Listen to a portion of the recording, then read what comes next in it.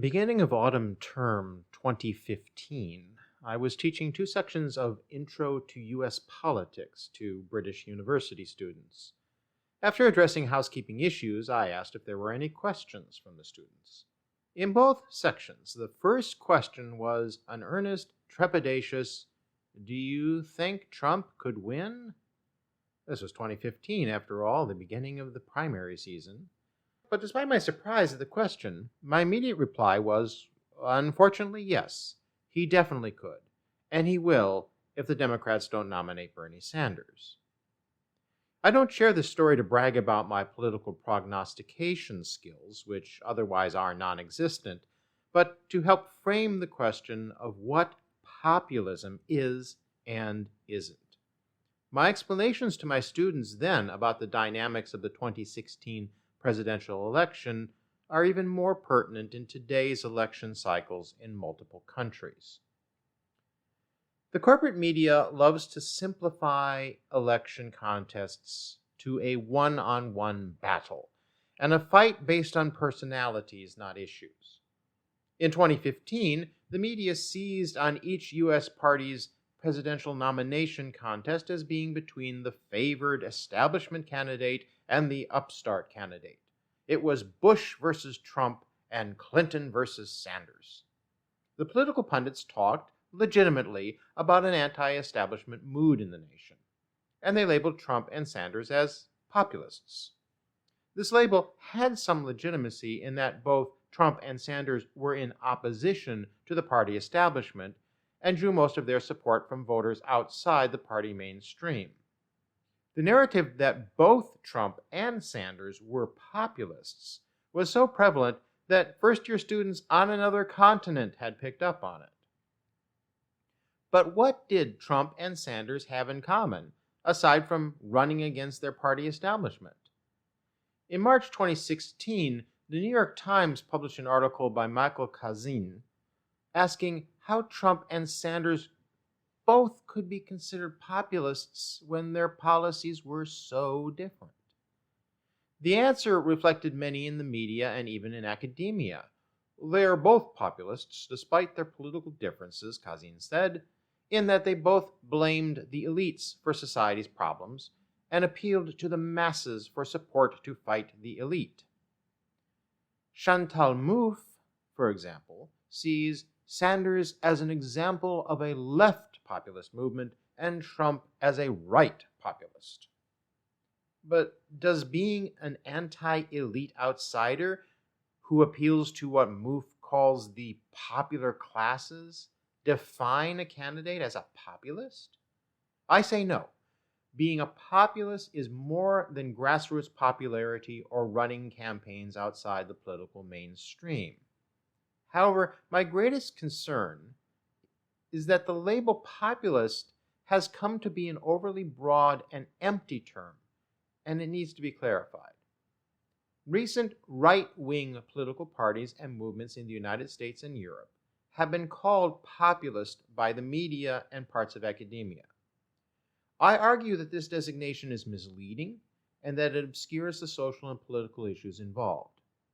Kazin's New York Times article admitted, in his words, there was a time when populist meant something more specific. I agree. It is that prior, more specific meaning that I wish to return. I propose that there is a significant difference between two types of social movements and political parties that are often lumped together under the designation populist. My argument is to reserve the term populist for one type of social political movement as distinct from another type of social political movement that is populist only in outward appearance. I apply the underused term reactionary to describe right-wing social and political movements that are populist in appearance only. Examples of such political parties are the Austrian Freedom Party, France's National Front, now known as the National Something Else, the Alternative for Germany Party, Hungary's Fidesz Party, the Netherlands Party for Freedom, and Poland's Law and Justice Party. There are, of course, many others. I distinguish reactionary movements from truly populist movements such as Bernie Sanders' Our Revolution the UK's Momentum, Spain's Podemos, Greece's Syriza coalition, the Black Lives Matter movement in the United States, and the progenitors of the term populist, the 19th century agrarian movements. The motivations, underlying ideologies, and aims are significantly different between populist and reactionary movements, enough to warrant the distinction in terminology that I am using. Both types of social political movements are struggles for recognition, but they significantly differ in what kind of recognition is sought and why. I define populist movements as those in which groups seek greater social, economic, and political recognition and inclusion for themselves and others. I define reactionist movements as those in which groups seek greater social and political distinction from others, and for the recognition of other groups to be curtailed or denied. So what spurs reactionary movements? Well, before I delve into this distinction in more detail, I wish to briefly address some of the reasons why reactionary movements are lumped in with populist movements. It's not without reason. These reasons will help illuminate the issues that I am bringing forward. Scholars in the media have used populism to describe a party's approach or strategy in promoting itself. Hans-Jörg Betz gives a representative definition of populism as an, quote, appeal to the allegedly superior common sense of the common people against the dominant cultural and political consensus, unquote. Betz argues that a right-wing populist party combines this approach of appealing to the common man, that's Betz's sexist language, not mine, and his superior common sense with the right-wing opposition to social integration and an appeal to xenophobia, if not overt racism. Definitions such as Betz's cast populism as an anti-elitism movement of the plebeians against the ruling class. Agrarian movements fit this loose definition in that they saw their movements as defending the working class against a dominant elitist class of exploitative industrialists and government. Those movements and parties were not economically right-wing, however. What anti-government sentiments the current right-wing political parties have are less a matter of class antagonism or a campaign against a dominant consensus than they are the belief that the government is blind to perceived external threats to society. A focus on antagonism against the current governmental elite has created confusion between right-wing ideological reactionism and true populism. An example of this is Cas Mud's book on so-called populist radical right-wing parties. Mud identifies the core concept of right-wing parties as nativism, which he defines as an ideology that holds that states should be inhabited exclusively by members of the native group, the nation, and that non-native elements, including persons and ideas, are fundamentally threatening to the homogeneous nation-state. I think this definition of right-wing parties is on the mark because it identifies that the fundamental opposition of these parties is to groups of people who they deem to be outsiders. I disagree with Mood about his definition of what makes a party populist. He says that populism is an ideology that, quote, considers society to be ultimately separated into two homogeneous and antagonistic groups, the pure people versus the corrupt people, unquote. Mood's definition is similar to Ernesto Laclau, his conception of populism as the drawing of a border between the legitimate populace and the elites. Mood combines his two definitions, antagonism toward non-native elements and antagonism toward a corrupt elite, into his definition of a populist right-wing party. My objection to Mood's combination is that in most instances, the corrupt elite and non-native elements are different targets. There are parties that combine these elements when the rhetoric alleges that a non-native power has taken over the government and therefore must be ousted. This is the exception, however.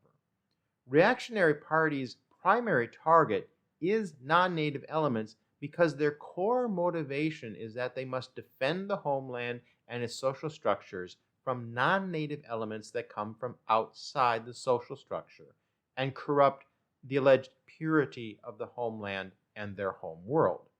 This is the heart of reactionary movements, a xenophobia about immigrants and subaltern people who are deemed to be outside proper social structures. In contrast, populist parties' primary target is the corrupt elite and the social structure because their core motivation is to fight the corruption and injustice inherent in the existing social structures. This is the heart of populist movement, a conviction that the threat comes from within the social structure, not from outside it. Reactionaries see themselves as native insiders, the properly privileged in social status more than in economic status, whose homeland is being corrupted by non-native outsiders. Populists see themselves as outsiders in economic and social status, being excluded and oppressed by the corrupt elite insiders. The differences between populist and reactionary movements can be summarized in terms of social recognition. What populist movements have in common is a demand for recognition of their rights to greater economic and political justice. People in populist movements seek to be recognized as deserving equal or fair legal rights or social status. The agrarian social movements and progressive political parties in late 19th century America sought greater political involvement and social and economic reforms. Populist movements and parties today seek basically the same things, though the parameters have changed as technology and society has changed. People in populist movements have antagonism toward the elite class and commonly believe that the economy, and perhaps society in general, is rigged against them. In contrast, people in reactionary movements, though they also seek recognition of their legal and social status, it is as a distinct and privileged status over that of people in other social groups. What separates reactionary movements from social movements of people who seek recognition of their distinct cultural identity is that the reactionaries demand that specific other groups not receive legal and social recognition. Demands to restrict immigration and cultural diversity or to repeal other progressive social reforms are forms of reactionism, literally reactions against diversity and change. More than being anti-elitist, reactionary movements are at their core anti-pluralist and antagonistic towards segments of society they deem unworthy of recognition. This is close to Mood's definition of right-wing parties as nativist, but again, I disagree with the definition of right-wing populism as a combination of antagonism toward non-natives and a corrupt elite. That reactionary parties are not currently in power and therefore in opposition to the current political majority does not make them populist. Reactionary parties don't always make allegations that the elites are corrupt, and when they do, it is often in terms of the government being weak in dealing with alleged non-native threats to the homeland. So, why is this distinction important? It is important in terms of targets of recognition. Both truly populist and reactionary parties are out of power and are consequently both in opposition to the current political majority and are actively appealing to the public for more support. But if these parties gained power, the differences between them would become very clear. If a reactionary party gained power, its members would act to restrict legal and social recognition of immigrants, minorities, and other subaltern peoples.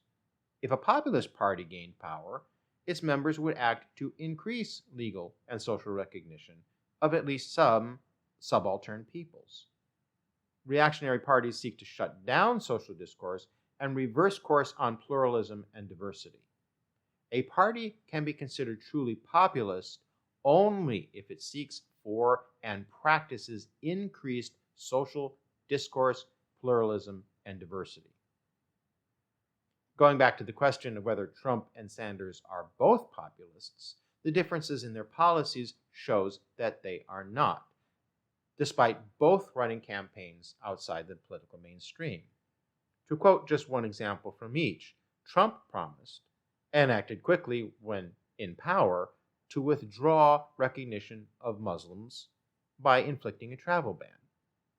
Sanders promised that among the first things he would do as president would be to work to provide a path to citizenship for immigrants. Another crucial difference between populism and reactionism is their position on hegemonic structures. Both populist and reactionary movements may have anti-establishment sentiments, but populism seeks to dismantle hierarchical social structures, whereas reactionism seeks to reaffirm previous hierarchical social divisions that they feel have now been weakened. Right-wing movements and parties are conservative in that their goal is to conserve traditional social hierarchies. Reactionary movements are a subset of right-wing movements in which those involved feel that the proper traditional social hierarchies have been lost and need to be restored. Reactionary movements do not seek to move social boundaries to encompass more people, but to exclude more people.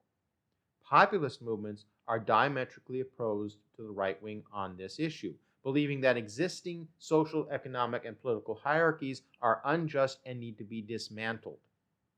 Populist movements seek to move social boundaries to include more people in legal and social recognition. Because reactionary movements are not seeking to negate traditional power structures, they can be used by and even aligned with elements of the social and political elites. This is why Trump, then a billionaire, could head a reactionary movement on a platform of anti-non-natives while openly pursuing economic policies that do not favor the people from whom he seeks votes. The economic and political elite can engage in a supply-side politics, offering a message that appeals to and enhances a sense of aggrievement and fear of the presence of immigrants and of social changes. The elites can supply rhetoric that cultivates distrust and antagonism toward politicians who allow social changes to occur and therefore are part of the threat that needs to be eliminated. We very much are seeing this in the United States in the current presidential election cycle. The political and economic elites would probably prefer established political candidates, but they could create and harness reactionary parties without necessarily jeopardizing the existing economic hierarchies that favor them. In contrast, a member of the wealthy elite could head a populist movement, but would have to enact a platform that favors popular classes, perhaps against his or her own economic interests. The differences between the two types of movements in how they see themselves and what they see as the target of their opposition are significant enough that lumping them together under one label is inaccurate. Both populism and reactionism are characterized by an us versus them attitude, but qualitatively and normatively, both the us and the them are constituted differently. Populism is defined by a motivation to increase social recognition in response to a perceived threat that comes from within the existing social structure and seeks to dismantle those structures. Reactionism is defined by a motivation to deny social recognition to others on the basis of a perceived external threat to a preferred social hierarchy and seeks to reassert that hierarchy. Populism seeks greater social inclusion and dialogue, whereas reactionism seeks greater social exclusion and restriction of dialogue. The reactionist-populist distinction clarifies the nature and goals of social and political movements and social conflict. Being clear on the distinction between reactionary and populist movements and parties gives us tools to critique claims of social agreement, truth, and falsity in political campaigns, and the exercise and sources of political power. Most importantly, the distinctions I am trying to make here is essential for social theory and a human-centered politics. The currently prevailing definition of populism risks lumping together all social movements that are in opposition to the status quo, which leads to condemning truly populist movements as being as dangerous as reactionary movements, squelching attempts by the popular classes to improve their lives through struggling for recognition and social dialogue. These are the issues we need to discuss, need to explore, and I hope that you will support the Insert Philosophy Here podcast and my work. Thank you.